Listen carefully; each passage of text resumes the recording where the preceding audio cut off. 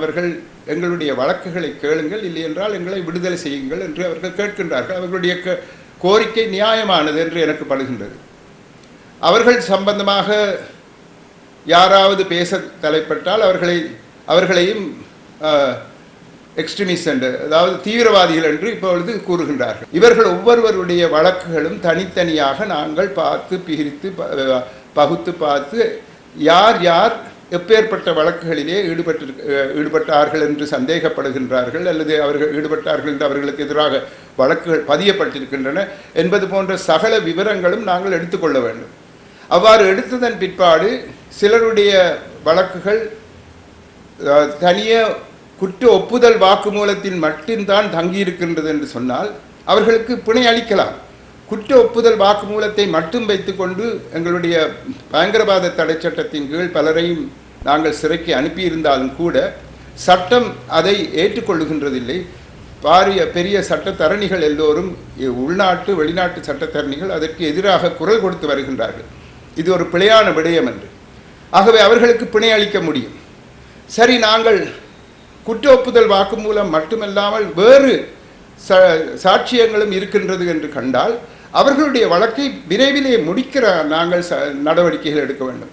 அவர்களுக்கு இருக்கும் ஆக பெரிய பிரச்சனை அவர்களுக்கு சட்டத்தரணிகள் இல்லாமை. அவர்களுடைய குடும்பங்கள் எங்களிடம் இருந்து கொண்டு இங்கு கேட்கின்றார்கள், ஐயா எங்களுக்கு பணம் இல்லை, எங்களை பார்த்து கொள்ளவே பணம் இல்லை, அவர்களுக்கு நாங்கள் சட்டத்தரணிகளை எவ்வாறு பிடிப்பது, அவர்களுக்கு எவ்வாறு பணம் அளிப்பது, நீங்கள் ஏதாவது செய்யுங்கள் என்று. ஆகவே சட்டத்தரணிகளினுடைய உதவியை அரசாங்கமே அவர்களுக்கு நெறிப்படுத்தி அதுக்குரிய நடவடிக்கைகள் எடுத்து விரைவிலே அவர்களுடைய வழக்குகளை முடிப்பதற்கு உரிய நடவடிக்கைகளை எடுக்க வேண்டும். நாங்கள் பல வருட காலமாக நாங்கள் சிறை கைதிகளை ஒரு அரசியல் காரணங்களுக்காக வைத்திருக்கின்றோம் போலதான் எனக்கு தெரிகின்றது. அரசியல் காரணங்களுக்காக இதை வைத்துக் கொண்டிருந்து உங்களுக்கு ஏதோ நன்மை தரப்போகின்றோம் என்று சிறை கைதிகளை விடுவிப்பது சிறை கைதிகளுடைய வாழ்க்கையோடு நாங்கள் விளையாடுவதாக இருக்கும்.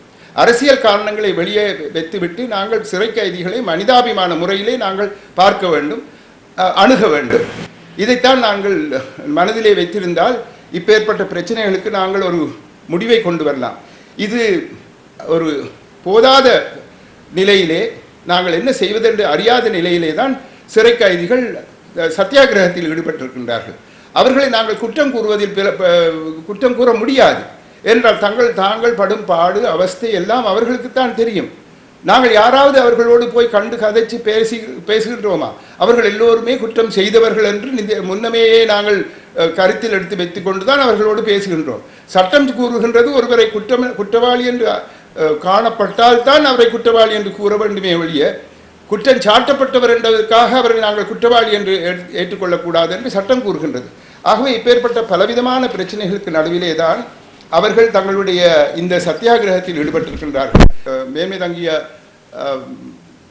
ஜனாதிபதி அவர்களுக்கு கூறியிருக்கின்றேன், தயவு செய்து இதனை மனிதாபிமானத்தோடு கருணையோடு அவர்களுடைய மனோநிலையை புரிந்து கொள்ளும் ஒரு நிலையிலே நடவடிக்கைகளை எடுக்க வேண்டும் என்றும் இந்த வழக்குகளை விரைவிலே முடித்துக் கொள்வதற்கு என்னென்ன செய்ய முடியுமோ அவற்றை நீங்கள் ஒரு கால வரையறையை கொடுத்து இவ்வாறு நாங்கள் செய்ய முடியும், செய்வோம் என்ற ஒரு உத்தரவாதத்தை அவர்களுக்கு கொடுத்தீர்களானால் கட்டாயம் அந்த சத்தியாகிரகத்தில் ஈடுபட்டிருப்பவர்கள் அதனை ஏற்றுக்கொள்வார்கள் என்ற நம்பிக்கை எனக்கு இருக்கின்றது என்றும், இப்பேற்பட்ட தருணங்களிலே முன்னர் சிறை கைதிகளை சிறை காவலர்கள் மிகவும் கொடூரமாக நடத்திய காரணத்தினால் இப்பேற்பட்ட ஒரு சத்தியாகிரகத்தை தொடர்ந்து நடத்த இடம் அளிக்கக்கூடாது என்ற ஒரு காரணத்தை நான் முன்வைத்திருக்கின்றேன்.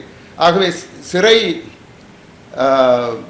காவலர்கள் இவர்களை மிகவும் கேவலமாக நடத்த தலைப்பட்டால் அவர்கள் அப்பாவி சத்தியாகிரகிகள் என்ன செய்வார்கள்? மிகவும் கஷ்டமான நிலைக்கு உட்படுத்தப்படுவார்கள். இவை எல்லாவற்றையும் தாங்கள் தவிர்த்து அவர்களுக்கு ஒரு நல்ல வாழ்வை அளிப்பதற்கு ஜனாதிபதி சகல நடவடிக்கைகள் எடுப்பார் என்ற நம்பிக்கையில் தான் அவருக்கு இன்று மிகவும் அவசரமாக நாங்கள் கடிதங்களை அனுப்பியிருக்கின்றோம். விரைவிலே ஒரு நல்ல முடிவு கிடைக்கட்டும் என்று எதிர்பார்ப்போம். நன்றி.